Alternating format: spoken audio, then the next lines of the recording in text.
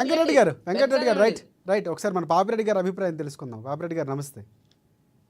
So Revanth Reddy గారు ఎప్పటికప్పుడు తన ప్రసంగంలో ఒక వాడి వేడి చర్చ వచ్చేలాగే కొన్ని కొన్ని కొన్ని పదాలు ప్రయోగిస్తూ ఉంటారు. ఈసారి రాజ్యాంగం అన్ని గతంలో మాట్లాడారు, ఈసారి ఎందుకు మాట్లాడాల్సి వచ్చిందో, లేకపోతే వ్యూహం ఏమైనా ఉందా, లేకపోతే ఢిల్లీ ఎన్నికల ప్రభావంతో అలా మాట్లాడుతున్నారో తెలియదు, కానీ ఎందుకు మాట్లాడారంటారు రేవంత్ రెడ్డి గారి వ్యాఖ్యలు? ఏ వ్యాఖ్యలు అండి? దక్షిణాది రాష్ట్రాలు ఏకం కావాలని కొన్ని వ్యాఖ్యలు చేశారు. అలాగే దాంతోపాటు జనాభా ధామాషా ప్రకారం పునర్విభజన జరగాలి, ఒక 50% పునర్విభజన రాష్ట్రాల సీట్లు కేటాయించాలి, ఇలాంటి ఒక స్ట్రాటజీని కూడా ఆయన తీసుకొచ్చారు. ఇంకోటి పిల్లలగా ఒకవేళ దాని గురించి కూడా శిక్షిస్తారని కూడా కొన్ని వ్యాఖ్యలు చేశారు ఆయన. కుటుంబ నియంత్రణ పాటిస్తారు. ఇప్పుడు కుటుంబ నియంత్రణ, జనాభా పెరుగుదలకు చాలా సిద్ధాంతాలు ఉన్నాయి. దానికి పాపులేషన్ స్టడీస్ అంటారు, డెమోగ్రఫిక్ స్టడీస్ అంటారు. ఎక్కడైతే వెనుకబడుతనం ఉంటుందో అక్కడ జనాభా పెరుగుదల ఎక్కువ ఉంటుంది, ఎక్కడైతే అభివృద్ధి ఎక్కువ ఉంటుందో అక్కడ జనాభా పెరుగుదల తక్కువ ఉంటుంది. ఉదాహరణకు మీరు మన తెలంగాణ ఒక ఉదాహరణ తీసుకుంటే, ఉన్న వాళ్ళందరూ కూడా డబ్బులు ఉన్న వాళ్ళందరూ కుటుంబాలనే జనాభా తక్కువ ఉంటుంది. కానీ ఎవరైతే ఆర్థికంగా తక్కువ స్థాయిలో ఉంటారో వాళ్ళ జనాభా ఎక్కువ ఉంటుంది. ఇది ప్రపంచంలో చెప్తున్న జనాభా సిద్ధాంతం. అంటే ఆర్థికాభివృద్ధి తక్కువగా ఉన్నప్పుడు జనాభా ఎక్కువ ఉంటుంది, ఆర్థికాభివృద్ధి ఎక్కువ జరిగినప్పుడు జనాభా తక్కువ ఉంటుంది. అయితే ఈ విషయం ఎందుకు చెప్తానంటే, భారతదేశంలో ఎక్కువగా అభివృద్ధి చెందిన రాష్ట్రాలు కొంత మేరకు కేరళ, తమిళనాడు, కర్ణాటక, ఆంధ్రప్రదేశ్, తెలంగాణ, ఇంకా కొంత ముందు పోతే గోవా, మహారాష్ట్ర, గుజరాత్, ఇవన్నీ కూడా కొంత ముందున్న రాష్ట్రాలు. ఈవెన్ పంజాబు, కొంత ఢిల్లీ ప్రాంతం. అయితే బాగా వెనుకబడ్డ ప్రాంతాలు దేశంలో బీమార్ రాష్ట్రాలు అంటారు. బీమార్ అంటే రోగంతో ఉన్న రాష్ట్రాలు. బీమార్ అంటే బీహారు, యూపీ, రాజస్థాను, మధ్యప్రదేశ్, ఇవి కూడా బాగా వెనుకబడ్డ రాష్ట్రాలు. కాబట్టి ఈ వెనుకబడ్డ రాష్ట్రాల్లో జనాభా పెరుగుదల ఎక్కువ ఉంటుంది. అన్ని రాష్ట్రాల కన్నా జనాభా పెరుగుదల ఎక్కువ ఉన్న రాష్ట్రం బీహార్ రాష్ట్రం. బీహార్ రాష్ట్రం అన్ని రాష్ట్రాల కన్నా వెనుకబడ్డ రాష్ట్రం.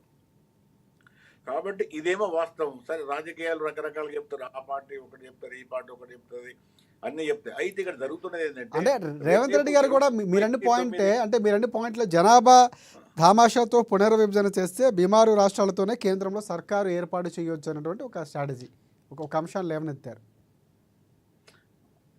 ఇప్పుడు బీమా రాష్ట్రాలు అనేది మనం ఆర్థిక అభివృద్ధి కోసం విశ్లేషించుకునేది. కానీ భారత రాజ్యాంగం ప్రకారం, భారత రాజ్యాంగంలో ప్రతి పౌరునికి రాజ్యాంగం అమలు చేసినప్పుడు 21 సంవత్సరాలకు ఓటు హక్కు ఉన్నది. అంటే కులాలకు, మతాలకు, అది జెండర్ అంటే లింగ వివక్షతకు అన్నిటికీ అతీతంగా 21 సంవత్సరాలు నిండిన వాళ్ళందరికీ కూడా ఓటింగ్ హక్కు ఇవ్వడం జరిగింది. దాన్ని ఇప్పుడు 18 సంవత్సరాలు తగ్గడం జరిగింది. అయితే ఇక్కడ సమస్య ఏంటంటే, బీమార్ రాష్ట్రాల, వెనుకబడ్డ రాష్ట్రాల, అభివృద్ధి చెందిన రాష్ట్రాలను కాకుండా రేపు డీలిమిటేషన్లో జనాభా ప్రాతిపదిక, జనాభా ప్రకారం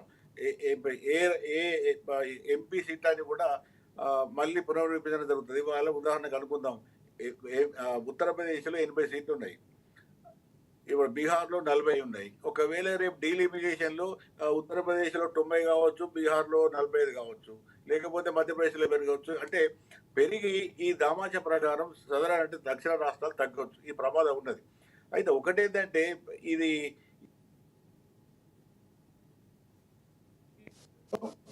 వినబడుతుందా? రైట్ కొనసాగించండి. అయితే ఇప్పుడు ఈ విషయాలన్నీ ఏంటంటే, ఇది ఒక కేవలం డీలిమిటేషన్ ఎంపీసే కాకుండా ఈ జిఎస్టీ వచ్చిన తర్వాత ఒక విధంగా 2014 నుంచి వెళ్ళి బీజేపీ ప్రభుత్వం, మోడీ ప్రభుత్వం వచ్చిన తర్వాత రాష్ట్రాల యొక్క వనరులు పెద్ద ఎత్తున కేంద్రానికి బదులుగా, నేను ఎకనామిక్స్ ప్రొఫెసర్ చెప్తున్నా, ఇది రాజకీయాలకు అతీతంగా చెప్తున్నా, ఈ ఎక్కువ వనరులు రాష్ట్రాల నుంచి వెళ్ళి కేంద్రానికి పోతున్నాయి. అయితే మళ్ళీ కేంద్రం ఏముంటున్నది, మళ్ళీ జిఎస్టీని మళ్ళీ రాష్ట్రాలకు దామాషా ప్రాతిపదికన ఇస్తున్నామని చెప్తున్నప్పటికీ కూడా ఇవాళ రాష్ట్రాలకు వనరుల యొక్క సమకూర్చుకునే శక్తి తగ్గుతున్నది, కేంద్రానికి పెరుగుతున్నది. అయితే కేంద్రం ఏముంటున్నది అంటే, నేను అన్ని రాష్ట్రాలు కూడా కేంద్రానికి సమానం కాబట్టి వెనుకబడ్డ రాష్ట్రాలు జనాభా ప్రాతిపదికన, వెనుకబాటు ప్రాతిపదికన మేము అభివృద్ధి చేస్తున్నాం, మేము ఎక్కువ ఫండ్స్. ఇప్పుడు యూపీ కేంద్ర ప్రభుత్వానికి కట్టే పన్ను కన్నా కూడా దానికి 15 నుంచి 20-30% ఆదాయం ఎక్కువ వస్తుంది. ఒకవేళ యూపీ ప్రభుత్వం 1000 కోట్లు కేంద్రానికి కడితే దాదాపుగా 1500-1600 కోట్ల కేంద్రం నుంచి తీసుకుంటున్నది. అదే తెలంగాణ దక్షిణాది రాష్ట్రాలకు వస్తే మనం కట్టే ఏదైతే ఆదాయం కేంద్ర ప్రభుత్వానికి పోతున్నదో దానికన్నా తక్కువ ఆదాయం కేంద్రం నుంచి మనకు వస్తున్నది. కాబట్టి వాళ్ళకి ఇప్పుడు దక్షిణాది రాష్ట్రాల యొక్క వాదన ఏంటంటే ఈ విధంగా జరిగినప్పుడు అంటే you should not penalise the better doing states, అంటే మంచిగా ఆర్థిక అభివృద్ధి చేస్తున్న ముందుకు పోతున్న రాష్ట్రాలను మీరు శిక్షించవద్దు, నష్టపరచవద్దు. అభివృద్ధి పేరు విన్నో లేకపోతే సమాన పేరు విన్నో లేకపోతే జనాభా పేరు విన్నో వెనుకబడుతుందంతో నిరంతరంగా ఈ రాష్ట్రాల నుంచి వనరులను తీసుకుపోయి ఆ రాష్ట్రాలకు ఇవ్వడం తప్పు అనేది పెద్ద ఎత్తున నడుస్తుంది. ఇది ఎకనామిక్ డిబేట్ అంటే పొలిటికల్ కాదు, ఎకనామిక్ డిబేట్ కూడా పెద్ద ఎత్తున జరుగుతుంది. కాబట్టి ఇవన్నీ ఒక ఎత్తు అయితే ఇవాళ జరుగుతున్న అంశాలు ఏంటంటే ఇప్పుడు హిందీ ల్యాండ్ అంటారు. హిందీ ల్యాండ్ అంటే ఈ ఎక్కువ బీజేపీ ఉన్న రాష్ట్రాలు కానీ హిందీ మాట్లాడే రాష్ట్రాలు పక్కకు పెడితే మిగతా రాష్ట్రాలలో ఎక్కువ రాష్ట్రాలలో ప్రతిపక్షాలు అధికారంలో ఉన్నాయి. ఉదాహరణకు కేరళ, తమిళనాడు, ఈవెన్ కర్ణాటక, తెలంగాణ, అక్కడి నుంచి పోతే పంజాబ్, వెస్ట్ బెంగాల్, జార్ఖండ్, ఇవన్నీ ఇట్లా తీసుకుంటూ పోతే ఈవెన్ హిమాచల్ ప్రదేశ్, కేవలం హిందీ మాట్లాడే రాష్ట్రాలలో మాత్రమే బీజేపీ బలం ఎక్కువగా ఉన్నది. కాబట్టి రేపు పునర్విభజన తర్వాత ఈ రాష్ట్రాలలో సీట్లు ఎక్కువ పెరుగుతాయి కాబట్టి కేంద్రంలో వాళ్ళకి వచ్చే అవకాశం ఉన్నదనే ఒక బలమైన వాదన కూడా ఏర్పడుతున్నది. వెంకటరెడ్డి గారు ఏమన్నప్పటికీ కూడా ఇది వాస్తవం. ఎందుకంటే ఇది కేవలం ఇప్పుడు బీజేపీ వాళ్ళ యొక్క ఫిలాసఫీ కానీ మిగతా అంశాలు ఎట్లున్నప్పటికీ కూడా ఈ భారతదేశం అనేది ఏది ఐకత్వ, విభిన్న సంస్కృతులు, విభిన్న సమాజాలు, విభిన్న జాతులు, అంటే విభిన్న ప్రజలతో కూడుకున్న సమాజం. కాబట్టి ఆయా రాష్ట్రాలలో ఉన్న పరిస్థితులు కానీ ఆయా పరిస్థితులలో ఉన్న అవకాశాలు కానీ ఆ విధంగా కాకుండా అన్ని కూడా ప్రతిదీ కూడా కేంద్రంగా తీసుకోదలుచుకున్నప్పుడు ఈ సమస్యలు రాష్ట్రాల నుంచి ఎక్కువది. ఉదాహరణకు రాజశేఖర్ గారు మొన్న యూఈసీ గైడ్ లైన్స్ మార్పు పేరు విన్న ఒక పెద్ద ముఖ్యమైన ఒక మార్పు తెచ్చింది. ఏంటంటే యూఈసీ ఇప్పుడు ఏం చెప్తున్నదంటే వైస్ ఛాన్సలర్ అపాయింట్మెంట్ చేసే అధికారం గవర్నర్కు ఉండాలి, రాష్ట్రాలకు అధికారం ఉండకూడదు. ఓకే, ఇప్పుడు ఒకవేళ ఇప్పుడు ఇదే కేంద్ర ప్రభుత్వం తమ అపాయింట్మెంట్స్ ఉన్న వెంకరెడ్డి గారు కూడా దీని మీద నేను అన్నదాని మీద ఛాలెంజ్ చేయొచ్చు, నాకేం అభ్యంతరం లేదు.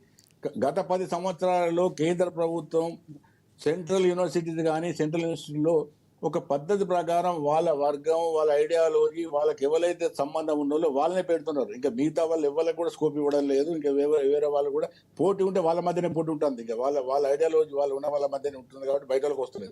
ఇప్పుడు దీన్ని మెల్లగా వాళ్ళు స్టేట్ గవర్నమెంట్స్ కూడా ఎక్స్టెండ్ చేయగలుగుతున్నారు. అంటే ఒకటి స్టేట్ గవర్నమెంట్స్ యొక్క అధికారాలు కానీ వనరులు కానీ తీసేసుకుంటారు. ఎందుకంటే ఇది ఫెడరల్ ఇప్పుడు 100% ఫెడరల్ గవర్నమెంట్ కాదు, 100% యూనియన్ గవర్నమెంట్ కాదు. అంటే ఇది ఒక సమ్మేళనం. అంటే ఇటు రాష్ట్రాలు ఉన్నాయి, ఇటు కేంద్రం ఉన్నది, రాష్ట్రాలకు కొన్ని అధికారాలు ఉన్నాయి, కేంద్రానికి కొన్ని అధికారాలు ఉన్నాయి. కాబట్టి ఇప్పుడు ఈ మధ్యన అంటే ఖచ్చితంగా మనం ఒక మాట గట్టిగా చెప్పుకోవాల్సింది ఏంటంటే బీజేపీ వచ్చిన తర్వాత కేంద్రం యొక్క అధికారాలు ఎక్కువ, రాష్ట్రాల యొక్క అధికారాలు తగ్గుతున్నాయి. కాబట్టి సహజంగానే రాష్ట్రాలలో అనుమానాలు ఉన్నాయి. కాబట్టి మనం అందరం కూడా ఒకటి కావాలి. ఇప్పుడు సరే రేవంత్ రెడ్డి గారు పొలిటికల్ గా ఉంటాడు, ఇంకోటి ఉంటారు, స్టాలిన్ గారు ఇంకోటి ఉంటారు, లేకపోతే మమతా బెనర్జీ ఇంకోటి, ఇవన్నీ పక్కకు పెడితే ఒకటేంటంటే రాష్ట్రాలలో కూడా ఈవెన్ మొన్న ఒరిస్సా ప్రభుత్వం కూడా కేంద్ర ప్రభుత్వానికి మద్దతు తెలపలేదు. యూఈసీ గైడ్లైన్స్ కానీ లేకపోతే మిగతా అంశాలలో కూడా అక్కడ బీజేపీ ప్రభుత్వం అయినప్పటికీ కూడా ఆ ముఖ్యమంత్రి కేంద్ర ప్రభుత్వం యొక్క విధానాలను ఆయన ఒప్పుకోలేదు. కాబట్టి రాష్ట్రాలకు కూడా కొన్ని హక్కులు ఉంటాయి, కొన్ని బాధ్యతలు ఉంటాయి. కాబట్టి అవి అన్ని తీసేసి కేంద్రం వైపు తీసుకుపోతుంటే మాత్రం సమస్యలు ఎక్కువ ఉంటాయి.